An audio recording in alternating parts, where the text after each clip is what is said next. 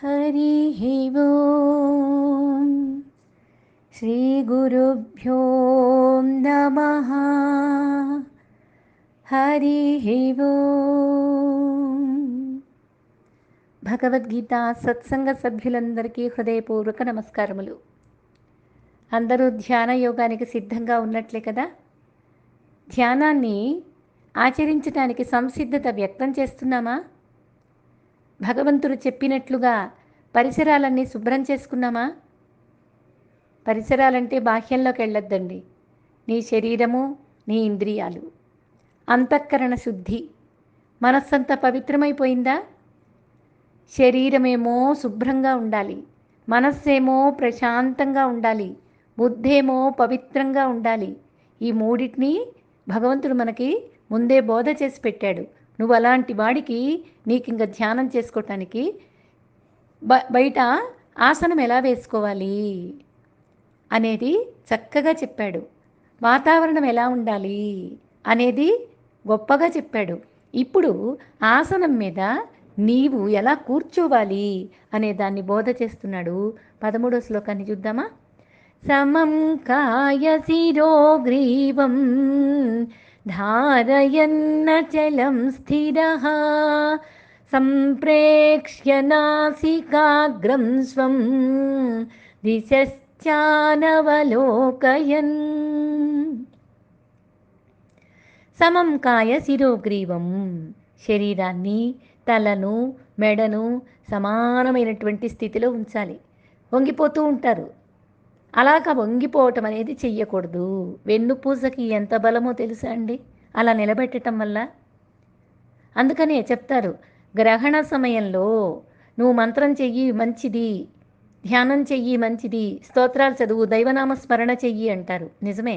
కానీ ఏమీ చెయ్యకపోయినా సరే కూర్చొని మెడను, వెన్ను భాగాన్ని నిలబెట్టి ఉంచు చాలు, ఏ దోషాలున్నా అన్నీ పోతాయి అని కూడా చెప్తారు.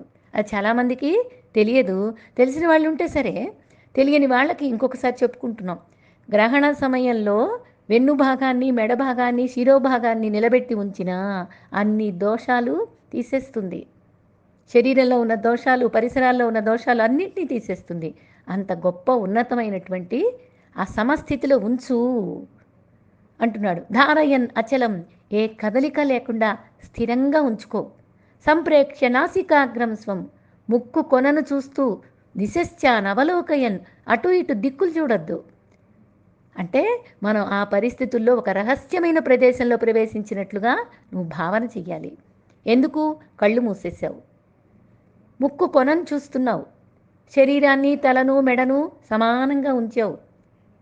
చక్కగా ఆసనంలో ఎవరికి ఇష్టమైన ఆసనం, సుఖాసనం కానీ వజ్రాసనం కానీ, ఎవరికి ఏ ఆసనం సులభంగా ఉంటుందో ఆసనం వేసుకుని కూర్చున్నావు.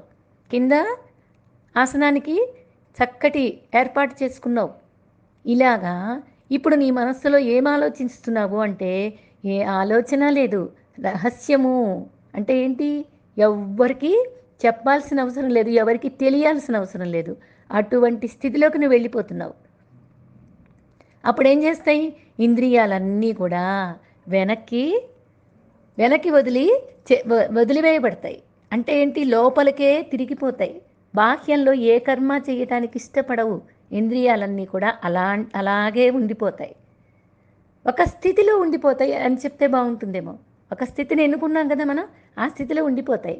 అక్కడే యోగం అనేటటువంటి విజ్ఞాన శాస్త్రం అనేది ఆరంభమవుతుంది అని చెప్తారు. దాన్ని బాగా అర్థం చేసుకోవాలి మనం. చూడండి, ఇప్పుడు ధ్యానం నేను చేస్తున్నానన్నా, నేను ధ్యానంలో ఉన్నాను అన్నా, ధ్యానంలో నన్ను చక్కగా లోపలికి తీసుకెళ్ళి అంతర్ముఖం చేసింది అన్నా ఏమీ లేదు, రెండు సమానమే. కానీ భావనలో నీ మార్పు, భగవంతుడు అనే దాన్ని ఎక్కడో లేడు, నాలోనే ఉన్నాడు అనే విషయాన్ని నాకు అవగతం చేసుకోవాలి. అప్పుడే నాకు సరైన అవగాహన అందినట్లు. చూడండి, పాలల్లో చక్కెర వేసినా, చక్కెరలో పాలు పోసినా కరిగేదేమిటి? చక్కెరే కదా. అలాగే జీవితంలో బాధపడుతూ జీవిస్తూ ఉన్నా కోల్పోయేదేమిటి? జీవితమే కదా. అంతే కదా, అర్థం చేసుకోండి. చక్కెర కరిగిపోయిందని కాకుండా పాలు బాగా రుచిగా మారిపోయినాయి అని సంతోషపడదాం. జీవితంలో కూడా బాధపడుతూ ఉండకుండా ఒక మంచి పాఠం నేర్చుకున్నాను. ఈ సమస్య, ఈ కష్టము, ఈ బాధ, ఈ జన్మ నాకు ఒక పాఠం నేర్పటానికే వచ్చింది ఈ జన్మ అని ముందుకు సాగిపోదాం. అలాగే ధ్యానం కూడా నన్ను పవిత్రం చేయటానికే నాకు భగవద్గీత నా ముందుకొచ్చింది. భగవంతుడు నాకు ధ్యాన యోగాన్ని నేర్పిస్తున్నాడు. ధ్యానం ఎలా చెయ్యాలో చెప్తున్నాడు. విషయాల్ని ఎలాగ బాహ్యంలోనే ఉంచేసేయాలి, అంతర్ముఖంలో ఏదికి దగ్గరగా ఉన్నానో దాన్ని పట్టుకోవాలి. అంతఃకరణ దేనికి దగ్గరగా ఉంది? లోపల పరమాత్మకు దగ్గరగా ఉంది. ఆ పరమాత్మ లోపల ఉంది, బయట ఉంది. కానీ నీ లోపలున్న దాన్ని వదిలేసి బయటికి ఎందుకు వెళ్తావు నువ్వు? ఉన్నది మొత్తం నేనే అని భగవంతుడు చెప్తుంటే అది నాకు అర్థం కావటానికి బయటికి ఎందుకు వెళ్ళడం? నా లోపలికి నేనే వెళ్తాను. చూడండి, సహజంగా వచ్చిపోయేవి మూడు ఉంటాయి. ఏమిటవి అంటే పేదరికం వచ్చిపోతుంది, వ్యాధి వస్తుంది పోతుంది, ధనం వస్తుంది పోతుంది. అవును కదా? కానీ వచ్చినా వదిలిపోనివి మూడు ఉంటాయండి. అవేమిటి అంటే కీర్తి, జ్ఞానము, విద్య. అట్లాంటి విద్య మనం నేర్చుకుంటున్నాం, అట్లాంటి జ్ఞానం మనం నేర్చుకుంటున్నాం. కీర్తి వస్తుందో పోతుందో ఉంటుందో నాకు అనవసరం. ఈ రెండు మాత్రం వచ్చినా వదిలిపోకుండా ఉంటాయి. ఈ రెండు ఉన్నప్పుడు కీర్తి రాకుండా ఉంటుందా? దాని గురించి మనం మాట్లాడుకునే అవసరమే లేదు అసలు. కానీ పోతే రానివి కూడా మూడు ఉంటాయండి. అవేమిటో తెలుసా? కాలము, యవ్వనము, పరువు. పరువు పోయిందనుకోండి, మళ్ళీ ఎంత తెచ్చిపెట్టుకుందామన్నా సరే తెచ్చిపెట్టుకున్నట్లే ఉంటుంది. యవ్వనం పోయిందంటే మళ్ళీ వస్తుందా? కాలం, ఎంత వయసు మీకు అంటే 50 ఏళ్ళని చెప్పామనుకోండి, ఆ 50 నీకు 25 ఏళ్ళప్పుడు అప్పుడు మళ్ళీ రమ్మంటే వస్తుందా? రాదు కదా. మనకు అర్థమైపోయింది కదా. మన వెంట వచ్చేవి మూడే మూడు: పాపము, పుణ్యము, నీడ. నీడ మనతోటే వస్తుంది. బాగా అర్థం చేసుకోండి. పాప పుణ్యాలు అనేది ఒక నీడలాగా మన వెంటనే వస్తాయి. అందుకనే కోరికలు అనేవి మనకి మన ఛాయ లాంటివి, అంటే మన నీడ లాంటివి. వాటిని పట్టుకోవడానికి ప్రయత్నం చేస్తే అవి ఇంకా ముందుకు వెళ్తూ ఉంటాయి. మనం నడుస్తూ ఉంటే మన నీడ ముందుకు ఎంత పెద్దగా కనిపిస్తూ ఉంటుంది, అలా ముందుకు వెళ్ళిపోతుంది. కానీ మీరు వెనుతిరిగినట్లయితే అవి మీ వెనకే వస్తాయి. కోరికలు అనేవి మనల్ని మన మంచి వ్యక్తిత్వంలో ఉండనివ్వవు. అందుకనే ధ్యాన యోగంలో ఈ కోరికలన్నిటికీ స్వస్తి చెప్పు, జితేంద్రియుడిగా ఉండు అని భగవంతుడు మనకి బోధ చేశాడు. ఆ బోధని బాగా గుర్తుంచుకుందాం. ధ్యానానికి ఉపక్రమించి చక్కగా దిక్కులు చూడొద్దు అని చెప్తున్నారు. దిక్కులు ఎందుకు చూడాలి ఇక్కడ మనం అసలు? ఎందుకు చూడాల్సిన అవసరం ఏముంది? మన లోపలే ఒక అద్భుతమైనటువంటి పరమశాంతినిచ్చేటటువంటి పరమాత్మ దర్శనం అవుతుంటే నేను ఎందుకు అక్కడ చూస్తాను అసలు? కాబట్టి ఇక్కడ నిటారుగా నిలబెట్టి అటు ఇటు తిరగకుండా, దిశశ్చానవలోకయన్ అన్నాడు. దిక్కులు చూడకుండా, మధ్య మధ్యన కళ్ళు తెరవకుండా, అట్లాని కళ్ళు మూసుకొని నిద్రపోకుండా నీ లోపల జరుగుతూ ఉన్న దాన్ని గమనిస్తూ ఉండు. ఏమో జరుగుతుంది, నువ్వు అనుకున్నవి జరగవు. నీ లోపల ఏమేమో జరుగుతున్నవి, ఆ జరుగుతున్న దాన్ని గమనిస్తూ ఉండు. అందుకని ఇక్కడ ప్రశాంతాత్మ అన్నాడు. ప్రశాంతాత్మ అనేది మనకి చెప్పబోతున్నాడు. ఇంకా 14వ శ్లోకంలో అదే మాట వస్తుంది. నువ్వు ఇలాగా ముందు కూర్చోటానికి సిద్ధం చేసుకుని 14వ శ్లోకంలో ఏం చెప్తున్నాడో చూద్దాం. ప్రశాంతాత్మా విగతభీః బ్రహ్మచారి వ్రతే స్థితః మనః సంయమ్యమచ్చిత్తో యుక్త ఆసీత మత్పరః. ప్రశాంతాత్మ అంటున్నాడు ఇక్కడ. చాలా ప్రశాంతమైనటువంటి మనస్సుతో, విగతభీః భయం లేనటువంటి స్థితితో, జీవరాశులన్నిట్లో ఒకే జీవిగా నేను కూడా ఉన్నాను అనుకుంటే భయం ఉంటుంది. కానీ ఆధ్యాత్మిక అనుభూతి వల్లనే మనకి నిర్భయత్వం అనేది వస్తుంది. ధ్యానంలో కూర్చున్నాలి అంటే కళ్ళు మూసుకోగానే కొంతమంది భయపడిపోతారు. ఆ భయం అనేది నాకు ఆధ్యాత్మిక తత్వంలోకి అడుగుపెట్టిన తర్వాత భయం అనేది లేదు. ప్రశాంతంగా ఎంతసేపైనా కళ్ళు మూసుకొని కూర్చోగలను. అటువంటి నిర్భయత్వం రావాలి.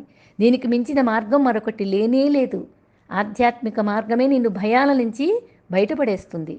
బ్రహ్మచారి వ్రతే స్థితః, గురువుకు సేవ చేస్తూ మంచి శాస్త్ర అధ్యయనం చదువుకుంటూ బ్రహ్మచర్యాన్ని పాటిస్తూ మన సంయమ్య మచ్చిత్తః, కర్మలన్నిటికీ నన్నే ధ్యేయంగా ఉంచుకుంటూ అటువంటి వాడు నన్నే పొందుతాడు. అంటే తనలోని దైవాన్ని తెలుసుకున్నప్పుడు అందరిలో ఉన్నది ఆ దైవమే అని గుర్తిస్తాడు.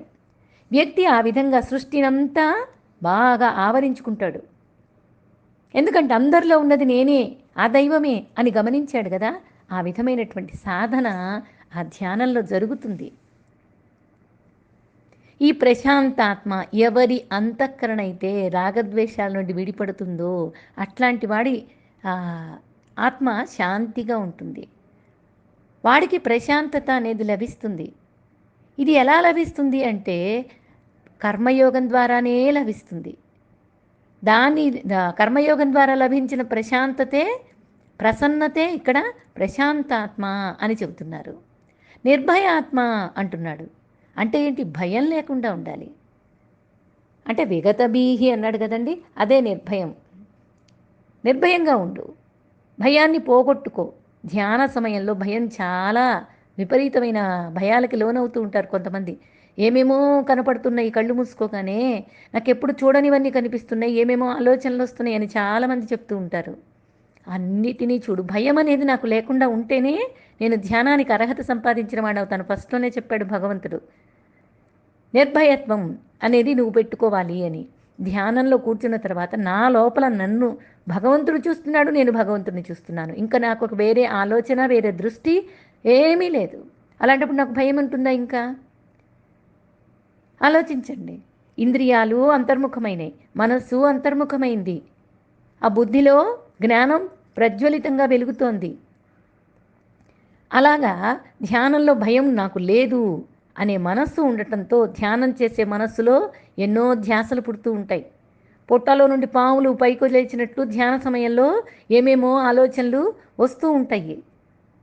కానీ నేను ధ్యానం చేస్తున్నాను, తరిస్తానో లేదో, నేను చేసే ధ్యానం సరైందో కాదో, ఇలాంటి అనుమానాలు ఏం పెట్టుకోవద్దు. ఎలాగ చెప్పాడో భగవంతుడు అలా కూర్చో. అలా కూర్చొని నీ మనస్సులో ఏమి జరుగుతున్నాయో వాటిని గురించి చూస్తూ ఉండు. ఇప్పుడు మన ఇల్లు ఉందండి. మన ఇంట్లో ప్రశాంతంగా అందరం నిద్రపోతున్నాం. నిద్రపోతూ ఉన్నప్పుడు ఏదో కదలిక, శబ్దం, చిన్న శబ్దమైంది. శబ్దమైనప్పుడు నాకు మెలకు వచ్చింది. నేను మెలకు వచ్చి ఏం చేస్తాను? మీరైతే ఏం చేస్తారు? నేనైతే లైట్ వేస్తాను. లైట్ వేసి ముందు చూస్తాను ఏం శబ్దమైంది అని. నేను లైట్ వెయ్యగానే నా ఇంట్లోకి శబ్దం చేసి దొంగిలించుకుపోవడానికి వచ్చినటువంటి దొంగ ఏం చేస్తాడు? పారిపోతాడు. పారిపోవటానికి ప్రయత్నం చేస్తాడు. అవునా కదా? అలాగే నువ్వు ధ్యానం చేస్తూ ఉన్నప్పుడు నీ లోపల ఒక ఆలోచన వచ్చింది. ఆ ఆలోచనని నువ్వు గమనించావు. గమనించినప్పుడు ఏమవుతుంది? ఆ గమనించగానే అది కాస్త కలిసిపోతుంది, ఒక లయమైపోతుంది. ఇంక మళ్ళీ ఆలోచన రాదు, ఇంకో ఆలోచన వస్తుంది. అలాగా ఆలోచన పరంపరలో కొన్ని ఆలోచనలు జరిగిపోతూ ఉంటాయి, వస్తూ ఉంటాయి. రానివ్వండి. ఏమైతే నీ పూర్వజన్మలో, ఈ జన్మలో ఇంకా తీసుకున్నటువంటి వాసనలు ఎన్నున్నాయో అన్నీ కూడా ఆలోచన సరళిలో వస్తూ ఉంటాయి, కలిసిపోతూ ఉంటాయి. నీ మనస్సుని గమనించడం ఒకటి నువ్వు చెయ్యాలి. మనస్సు వెంట నువ్వు పోకూడదు. నువ్వు మనస్సుని గమనించే స్థితిలో నువ్వు ఉండాలి. అంటే సాక్షి అనుకున్నాం కదా. మనస్సు ఏం ఆలోచిస్తుంది అనే దాని మీద నీ మనస్సు ఎక్కువ పని చెయ్యాలి. అప్పుడు ఏం చేస్తుంది అంటే నీ బుద్ధి పని చెయ్యాలి. మనస్సు చేసేదాన్ని బుద్ధి గమనించింది అంటే వెంటనే తప్పుకుంటుంది ఆలోచన. ఆలోచన సరళి అంతా తగ్గిపోయింది. ఎక్కువసేపు కూర్చుంటాం, 48 నిమిషాలు,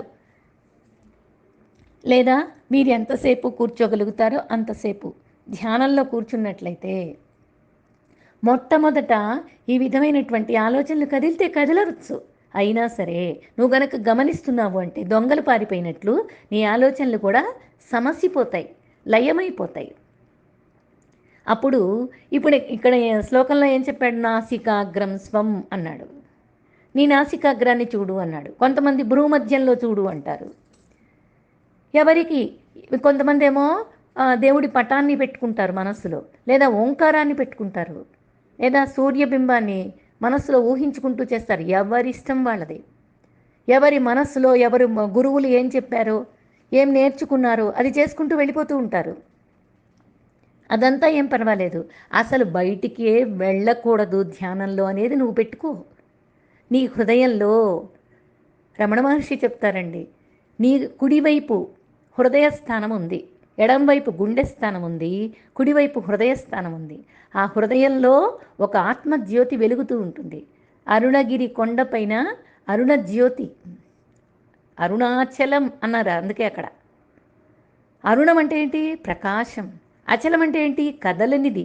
కదలని జ్యోతి ఒకటి, ఒక ప్రకాశం ఒకటి నీ హృదయంలో బాగా ప్రశాంతంగా ప్రకాశంగా వెలుగుతూ ఉంది. దాన్ని చూడు, దాన్ని బాగా గమనిస్తూ ఉండు. దాన్ని చూస్తూ ఉంటే నీ ఆలోచనలన్నీ కూడా ఆ ప్రకాశంలో కలిసిపోతుంటాయి. నీ ఏకాగ్ర దృష్టి మొత్తం కూడా నీ హృదయంలో ఆరని జ్యోతిలాగా ఆత్మజ్యోతి ఒక ప్రకాశంగా వెలుగుతూ ఉంది. దాన్ని గమనిస్తూ ఉండు. అప్పుడు నీకు ఏ భయాలున్నా కూడా ఆ భయాలు కూడా అన్నీ కలిసిపోతాయి లోపలికి. అంతర్ముఖంలో అన్నిటినీ కలిపేసుకునేటటువంటి పెద్ద హృదయంలో జ్యోతి, అంతర్జ్యోతి అంటారు. తథాంతర్జ్యోతిరేవయః అనే శ్లోకం కూడా మనం చెప్పుకున్నాం. కాబట్టి ఇటువంటి అనంతమైనటువంటి ఆత్మలో అన్నీ కలిసిపోతాయి.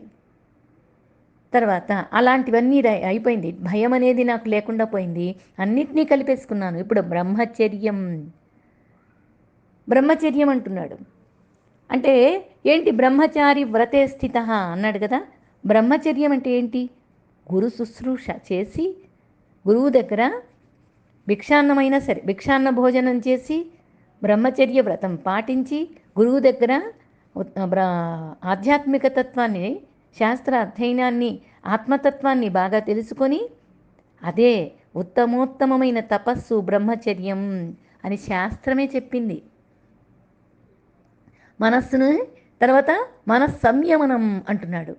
మనస్సును బ్రహ్మచర్యంగా తీర్చిదిద్దుకొని సంయమనం పాటించడమే బ్రహ్మచర్యం అంటే ఏం లేదండి.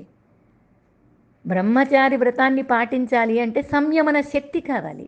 అదే మనస్సు సంయమనం. మనకు భగవంతుడు ముందే దాన్ని సిద్ధం చేసి పెట్టాడు, నువ్వు అలా ఉండు అని. రాగద్వేషాది వృత్తుల్ని ఉపసంహరించుకోవటమే, వాటిని నిగ్రహించటమే మనస్సుని. మనస్సంయమనం అంటే అదే, ఇంకేం లేదు. మనస్సుని ఏకాగ్రం చేసుకొని పవిత్రమైనటువంటి స్థితిలో ఏకాగ్రత చెందినటువంటి మనస్సంయమనం నీకు కావాలి. దాన్ని బాగా 2-3 సార్లు చెప్పింది అందుకే. అది చాలా అవసరం. ఆ సంయమనం ఉంటే గనక నీకొచ్చే ఆలోచనలన్నీ కూడా లోపల కలిసిపోతాయి. ఈ ధ్యానయోగి మనస్సు సంపూర్ణంగా భగవంతుని మీదే లగ్నమై ఉంటుంది. మనస్సుకు కావాల్సిందంతా ఒకే చోట ప్రాప్తిస్తుంటే బయటికి వెళ్ళాల్సిన అవసరం ఏముంది మనస్సుకి? ఎందుకుంటుంది? మన కోరికలేంటి, అవసరాలేంటి, సర్వం పరమేశ్వరుడి సన్నిధిలో తీరిపోతాయి. ఏం కోరికలు ఉన్నాయి నాకు? ఆయనతో కలిసిపోవాలి, నేనే ఆయన అనే అనుభవం నాకు తెలియాలి.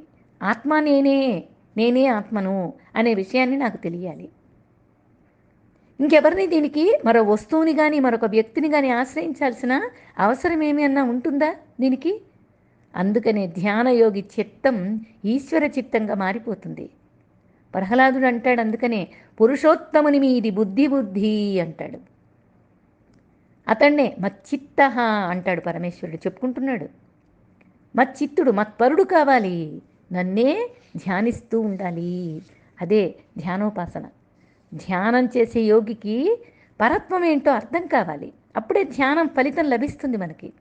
అది అర్థం కాకపోతే ఏమవుతుందంటే, నేను ధ్యానం చేస్తున్నాను, ఏమి ఇవ్వాలో భగవంతుడికే తెలుసు అని ఏమేమో మాట్లాడుతూ ఉంటారు.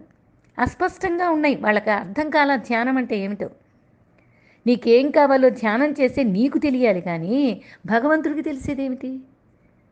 ధ్యానం ఎందుకు చేస్తున్నావు అనే విషయం అంటే నాలో ఉన్న పరమాత్మని నేను తెలుసుకోవటానికే. తనకేం కావాలో తనకే తెలియకుండా ధ్యానం చేసేవాడికి ఏమి రోగాలు పోతాయనో, భోగాలు వస్తాయనో, ఇలా ఎన్నెన్నో చెప్తారు. ధ్యానం అనేది మోక్ష సాధనమైన జ్ఞానాన్ని పొందడానికి మనల్ని మనం సిద్ధం చేసుకోవాలి అనే వాస్తవం నాకు అర్థం కావాలి. ఆ జ్ఞానం పొందడమే నా సాధన, నా ధ్యేయం. అందుకే ధ్యానం చేస్తున్నాను అనే విషయం నాకు సంపూర్ణంగా అర్థమైతే ఆ ధ్యాన యోగానికి ఫలితం ఏమిటో మళ్ళీ తర్వాత చూద్దామా మరి. హరి ఓం శ్రీ గురుభ్యో నమః. హరి ఓం.